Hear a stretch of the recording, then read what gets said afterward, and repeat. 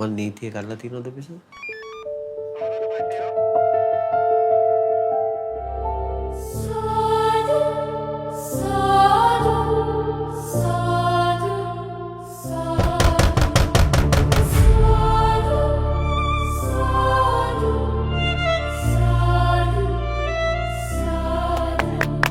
පහලගම සුපිරි පිටිකරු නුවන් මල්ලි දැන් සූදානම්.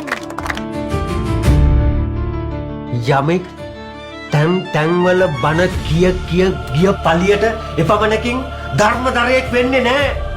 හැම දෙයකටම ප්‍රතිවිපාකයක් තියෙනවා දරුවෝ.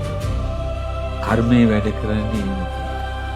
සුද්ධ වූ ගින්නක් වුණත් ඇවිලෙන්නේ කොයි වෙලාවෙද? ඇවිලෙන්නේ කොහෙදද කියන එක අපි දැනගන්න ඕනේ. කොල්ල හැමදාම අර ක්‍රිකට් එකේ ලියු මෙනකම් බලන් ඉන්නේ. මම මේ කරන්නේ විනය නීති කැඩන වැඩ. පැත්ත ගෑවෙන් පුතා.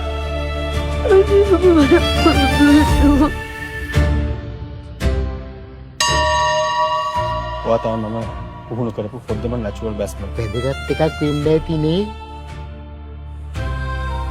අම්මකෝ වගේ නම වෙනස් කරා කියලා. ඇයි බයද මම වහදාලා දෙයි කියලා. ඒකට කමක් නෑ හම්බුනේ.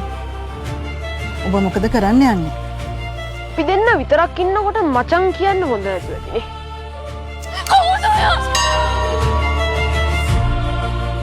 අන්න කොල්ල පන්සලේ අඳින පිටින් ක්‍රිකට් ගහනවා. යසයි ක්‍රිකට් ගහන සාදු කෙනෙක්.